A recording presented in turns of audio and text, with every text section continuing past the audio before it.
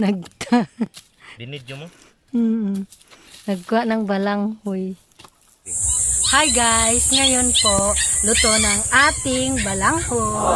At titikman na natin. Tara guys! Yan po.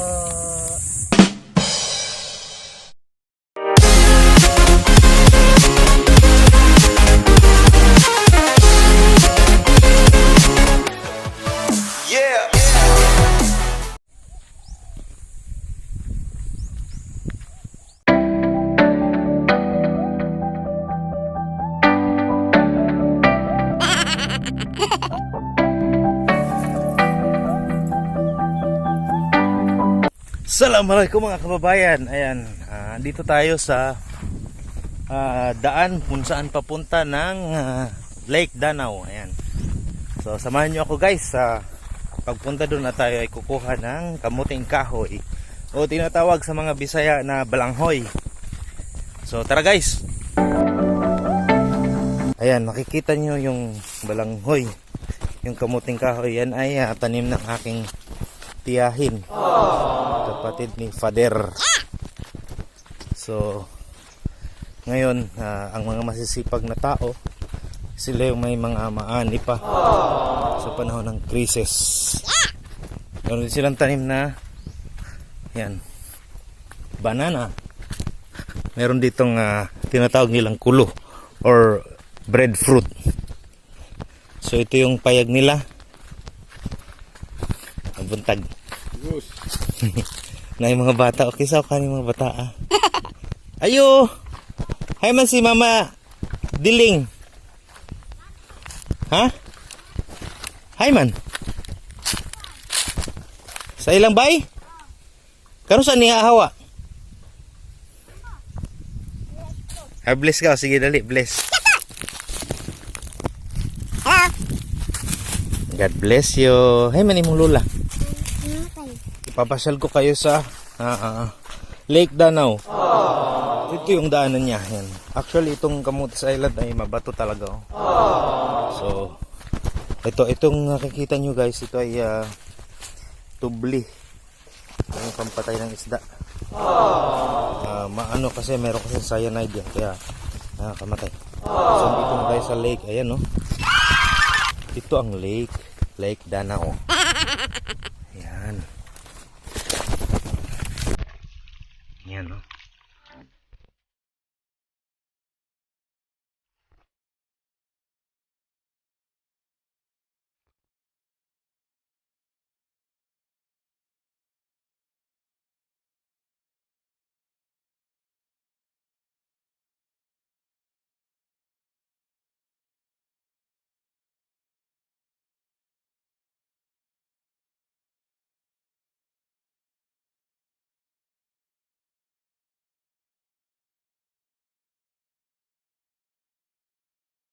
Kababayan, andito na, nakikita ko na yung aking tiya, si Mama Diling. Ayan, no, lalakad siya.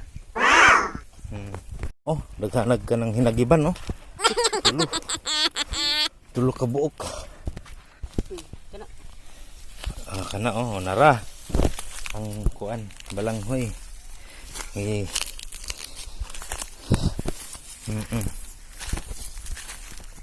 Kayo boy na ma? Di. Pero kuan gihapon no. Maayong agon di ang dag. Oh, maayo. Ay, oo, oy. Si Andy. Oo. Yung mo si Andy, maayo ang dag kay Oo. tayo boy. Lungagon man namo ang dagma. Lagi.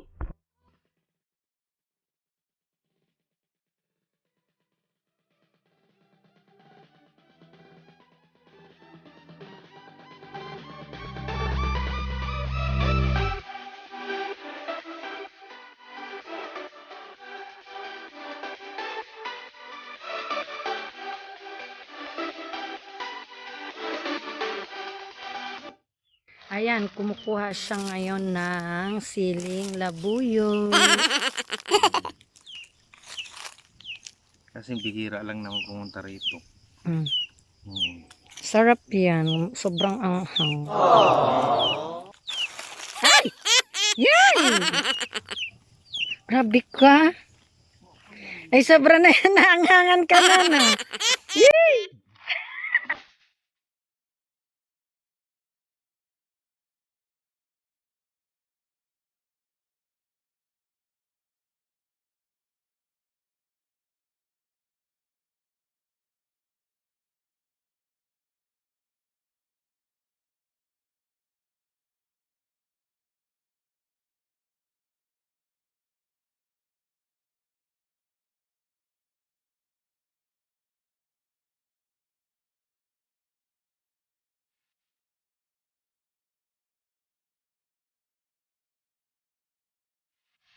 kababayan, ayan. Ito na yung hiningi ko sa aking tiyahin. So, tara, uwi na tayo. At lutuin na itong balanghoy or kamuting kahoy.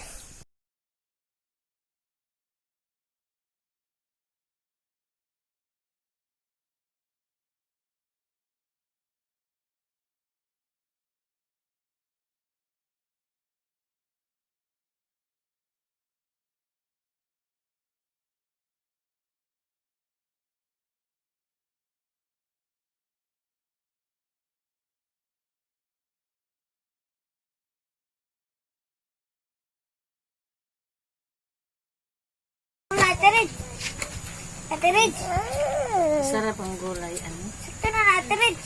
Dagdagan mo pa. Dagdag pa. Milk ka. Oh. Siya nga lang po. Uy, lagi mo ba bakuno? Nga ba video? Ipandok na bakuno.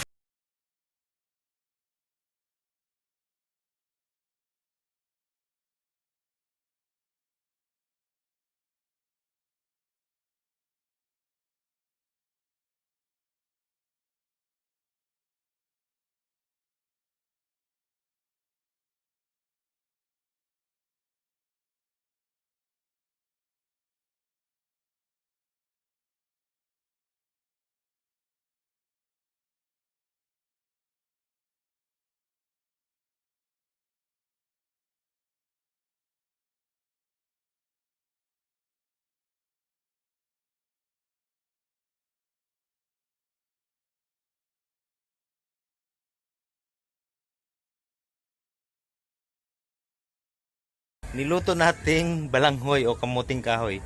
Sinadya talaga namin itong patagalin ng pagluluto. Mga almost 2 hours dahil yung iba naming kasama dito, yung si mama at si papa ay wala nang ngipin, so kailangan nilang kumain ng balanghoy na malambot. So tingnan natin guys, tara.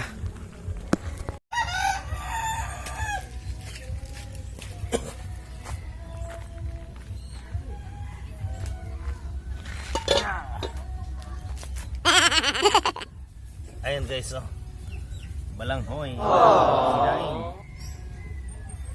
Pakita ko sa inyo. Ayan na. Ayan. So, yung mga matatanda namin kasama ay makakakain na sila. Dahil malambot talaga to. Okay? Hi guys! Ngayon po, luto ng ating balanghoy at titikman na natin. Yan po. Itong luto na talaga. Pwede na kay mama. Ano ba yan? Dapat yung mga nasa ilalim. Next time, yung mga malalaking maliit.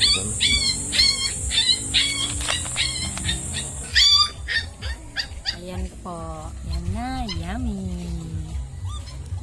Ito na guys. Ang sarap Yummy.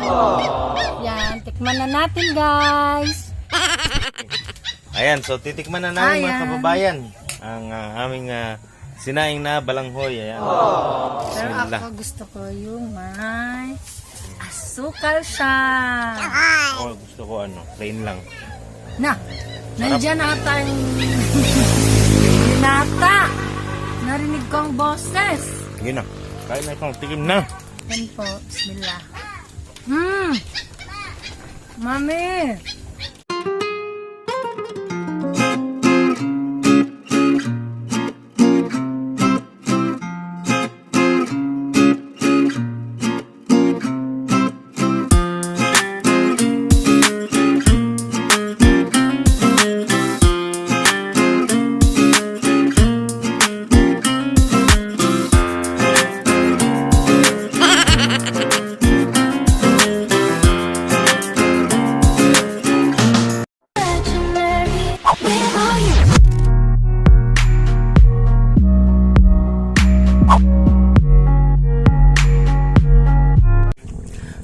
Mga kababayan, ayan.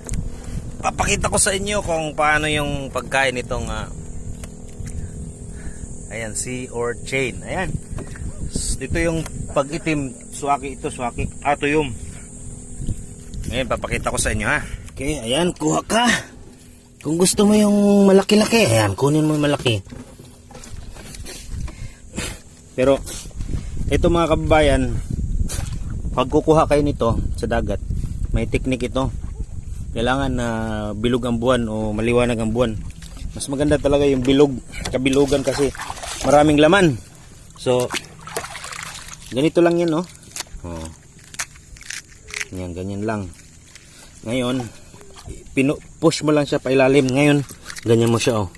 Tapos, yan, linisan mo sa dagat.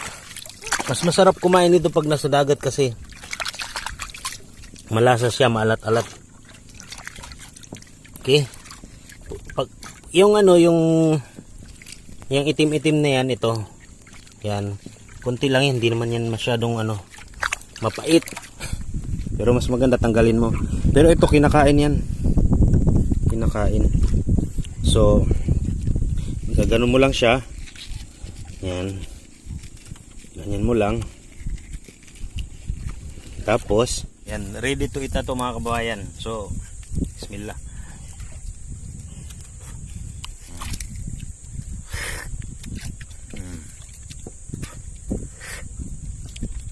Ayan. Sarap.